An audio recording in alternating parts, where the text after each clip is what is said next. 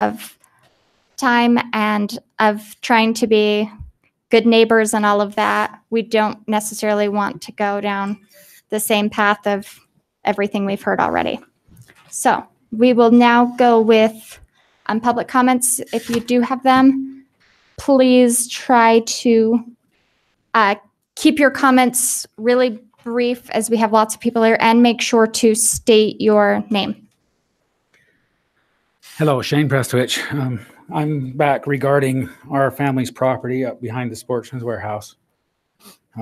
We've been paying taxes on that property since 1959. That's been 59 years ago. And I'm kind of talking about the biased nature that I feel we've been subjected to. The city staff is standing on very shaky legal grounds, approving this subdivision without improving the road. And it's not good for the city to have a roadway with no pedestrian, a place for the kids to walk. Once again, they're going to improve a road, and they say that for family housing, and we're going to make the kids walk on the side of the road coming out of that development. It still isn't right. We have the option of filing a notice of claim with the city, but now it's the city's responsibility. I mean, you could have had the developer make that, but now it's the city is liable. And so any claims will be against the city now. And it could have just been taken care of and developed correctly. The attorney couldn't believe that you haven't made them improve the road and assess the lots on each side.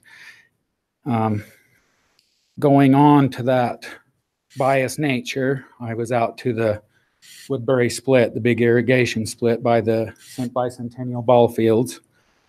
And there's a plaque with everybody's names on it, except the guy who designed it.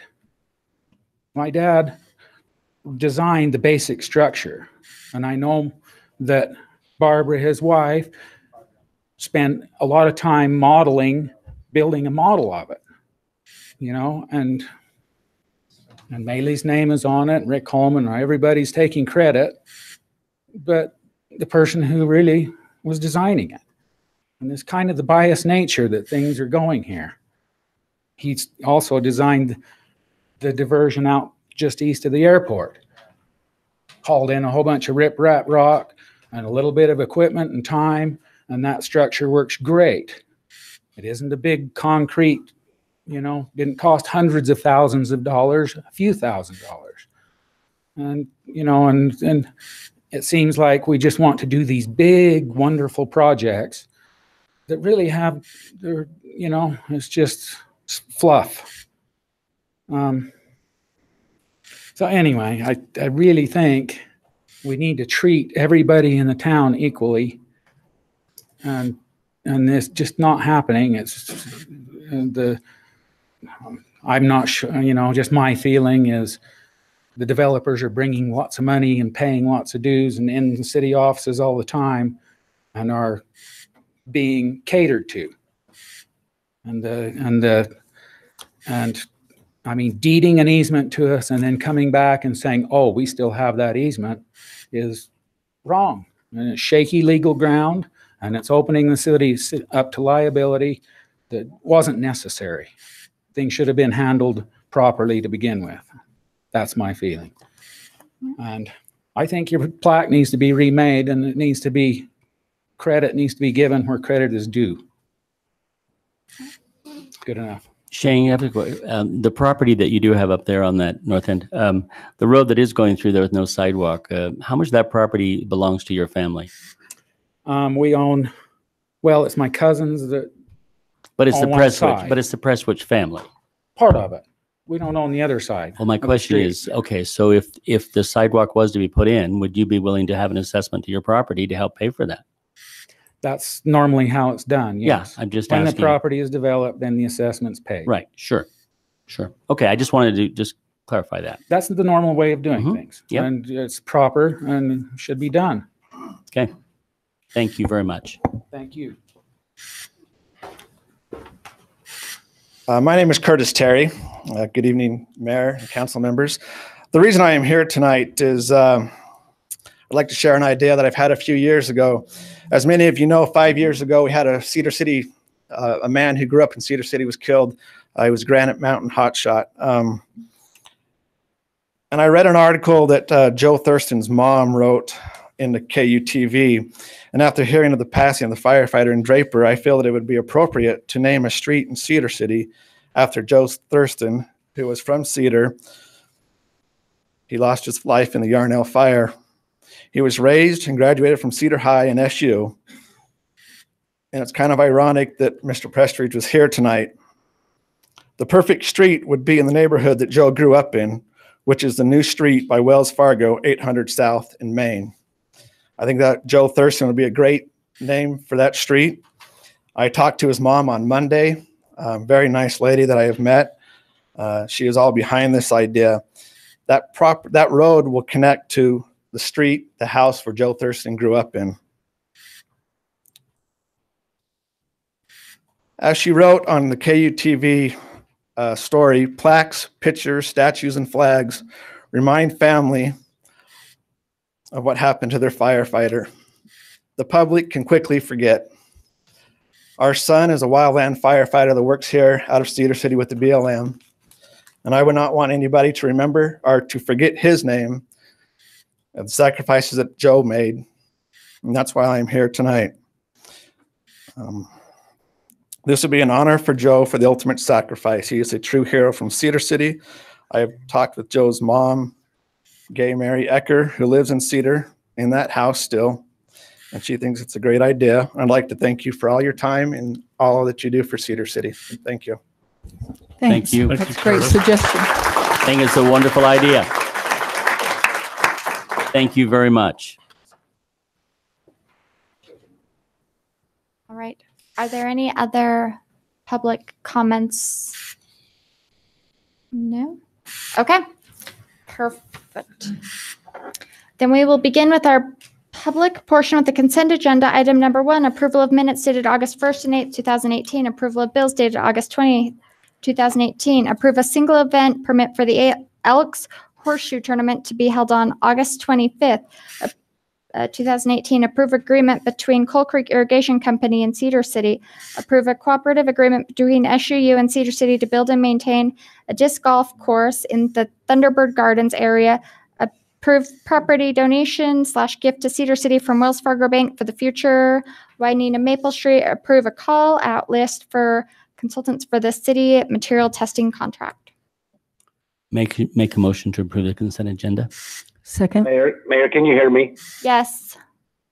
I wanted to bring up, I brought up the fact that we paid the architects almost 80% of their fee for the animal shelter, and I was concerned about another, I think, $10,000 that Jason said was slated to be paid. Has that been? I just had a question on that. I was wondering about maybe removing that bill from the table. Already been paid. It's in the, yeah, I mean, it is in the bills for approval. I'm trying to think what else is on that bill. The bill is for $7,500, right? Yes, it is. My concern is that we've almost paid them 80%, and I know it's just not to provide plans and specifications, but to also oversee the project if it's approved for construction. And I don't know if it's wise for us to pay almost 90% of that bill before the construction's even commenced.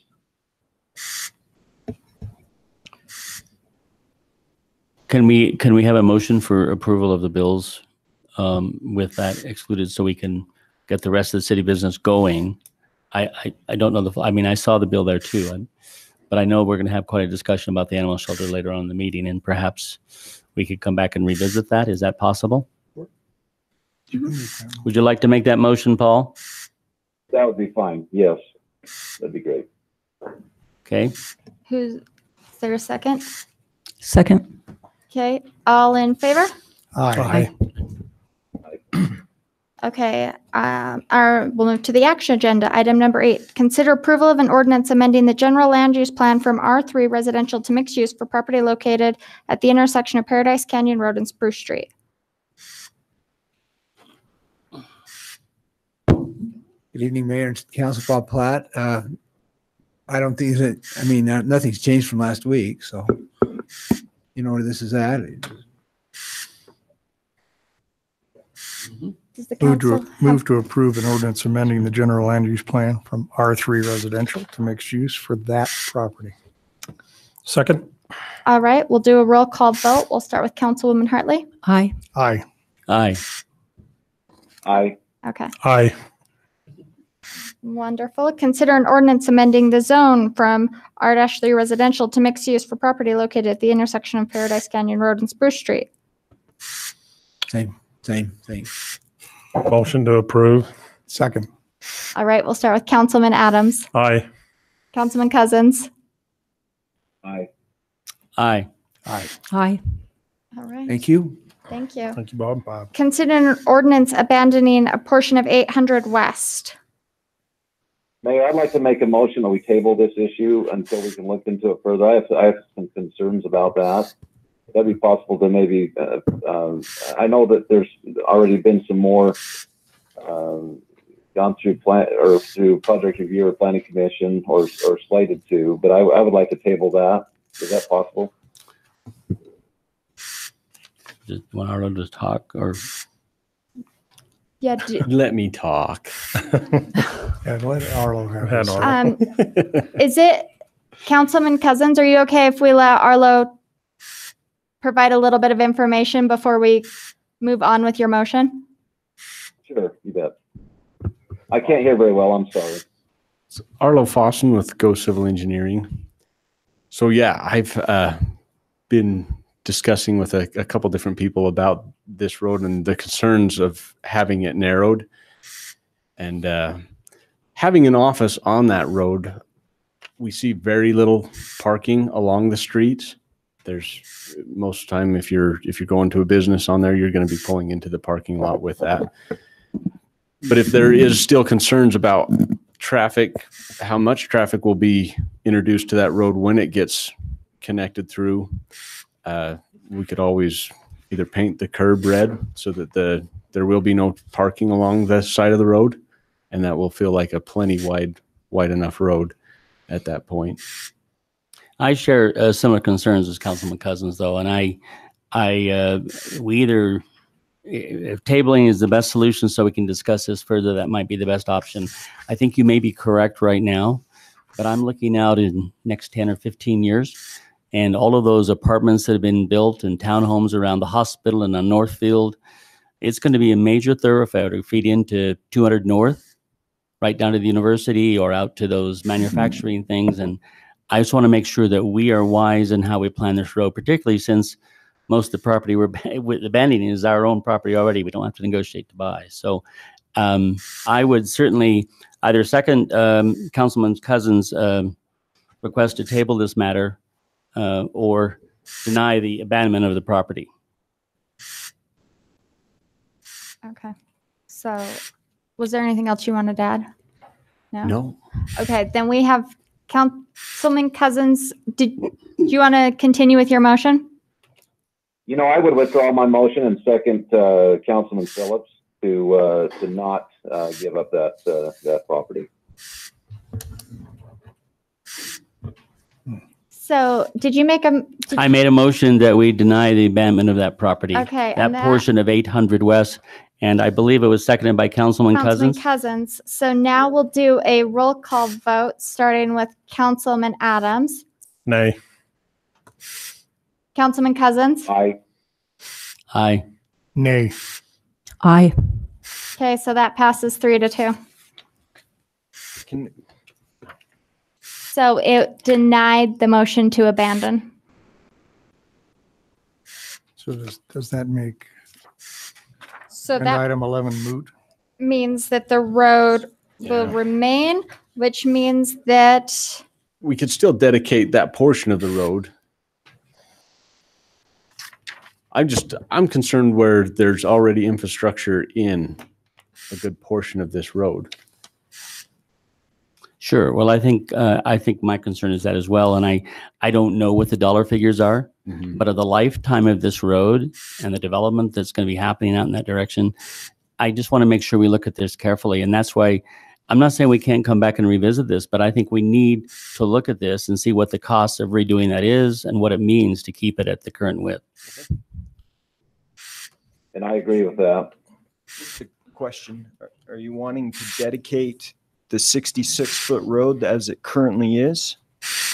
We'd have to. Isn't that what it's currently at? It's, well, yeah. 66 foot. It's 66. So this portion of it is, yeah, the 55 is what we've got drawn up for the road dedication. So we'd have to change that. 55 is on the master plan roadmap, by the way. Yeah. Been there I'll insert since that. That's why I 2009, voted no. master plan, and part of it's already built at 55. So for that section, Can we look at what the cost will be to redo this so we at least know what we're talking about? Yeah, because I'm not opposed to revisiting it either. Are you saying the improvements as far as the curb and gutter are already in also? up on the intersection to cross to Cold At the Creek. Cold Road. Creek, Okay. They are. Cold Creek, that's in, and then this portion of the road, we've So got this buildings part. going in. Yep. There's infrastructure already started. Based on a 55-foot road. Right. Mm. Okay. And, as far as some engineering data on that, the capacity of that road, which is measured in levels according to the amount of traffic on the road, with F being basically stop traffic and A being hardly any traffic. We designed that road as a 55-foot road with a level C service, which is, very free-flowing traffic through that road. And, and we're not seeing anything on any similar road that we've done that would show that the 55-foot road is too narrow for the type of traffic this road's seeing. And so engineering-wise, we feel comfortable with the 55 feet. Like I said before, if you go down and look at the 55-foot road at the intersection of Cold Creek Road, it's a fairly wide road with full parking lanes on both sides. And one thing you also got to consider, we've got a lot of wide streets in this road, many streets that are too wide. We spend $1.5 million every year on road maintenance to chip seal those roads full width. And when only, probably 60% of the road is being used for traffic, and if you start getting the habit of making wider roads than you need, you're going to end up wasting a lot of maintenance money. Sure. So I would suggest that we table item 11 until we completely Couple of figure those two. out Sure. Agree. what to do with the Mhm. road width. Mm-hmm. So can we get a motion to that? Since that's just a suggestion. No, I agree. I'd make a motion that we table number 11 until we get additional information on the capacity of that road and what's needed in the future. So. Second that motion. All in favor? Aye. Thank you. Thank you. Okay, item number 12, consider an ordinance restricting short-term rentals in the R1 zone. Okay, hold on just a second. So just my Reader's Digest version of how we got here. Prior to May of 2018, there was nothing on the books that regulated short-term rentals. They were allowed anywhere in the city because there was no regulation saying otherwise. In early part of May 2018, the City Council passed an ordinance stating that the short-term rentals were allowed in residential zones as well as other zones for existing residential uses. After passing that, about a month or two after that, we had some citizens, the Kennys, came forward and proposed amending that ordinance to restrict it from the R1 zone. And as we've gone through that process, they've also made a couple other suggestions. At our last week's meeting, there were a few things that came up that I thought I'd just address, just so hopefully we're on the same page. One of the suggestions is that we would require a homeowner to get a variance in order to conduct a short-term rental. A variance is a tool that's used to allow a property owner to use their property in a way that maybe doesn't conform exactly with the building codes. So for example, we use a variance to allow someone to have a shorter setback on their property because they want a 2-car garage because everyone in their neighborhood has a 2-car garage. They have to show that there's an unreasonable hardship. And to do that, they have to show they didn't cause the hardship and it's not based on some sort of monetary gain or value.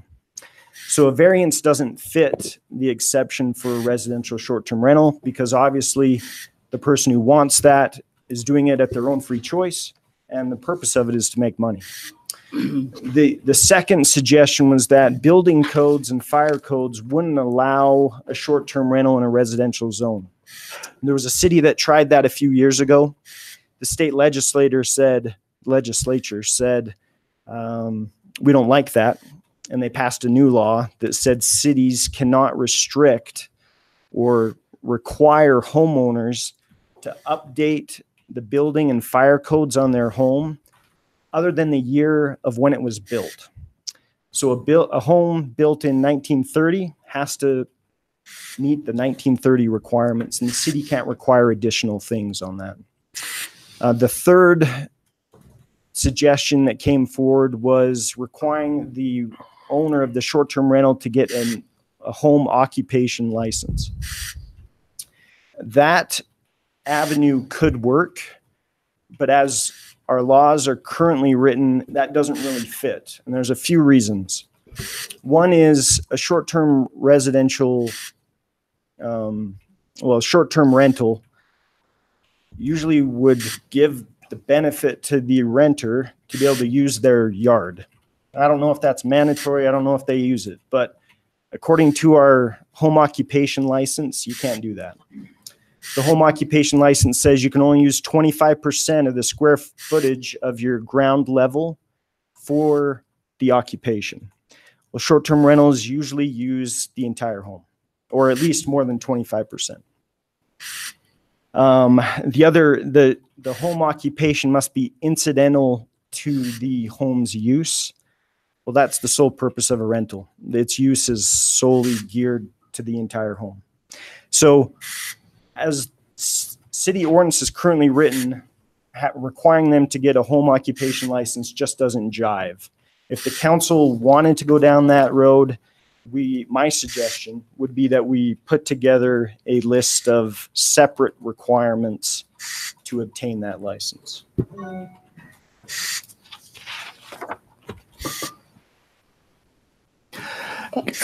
Can I speak to this topic, Yes. please? Was there anything else you wanted to add with that? Yes, then we'll. Thank you for that legal update. I just want to speak globally. I mean, this evening, there may be some at the end of the evening that will argue that they're winners, and others that will say they're losers. And unfortunately, that's the political climate we're in. Outcomes get defined that way. In my opinion, as a community, we have all lost something very, very precious to this community. We have lost a sense of community, neighborliness, civility, and caring. A wise man once said, "Never let a problem to be solved be more important than a person to be loved." We have attacked, villainized, and demonized and marginalized a neighbor. The Huntsakers. And Rick is here. I don't see Kathy.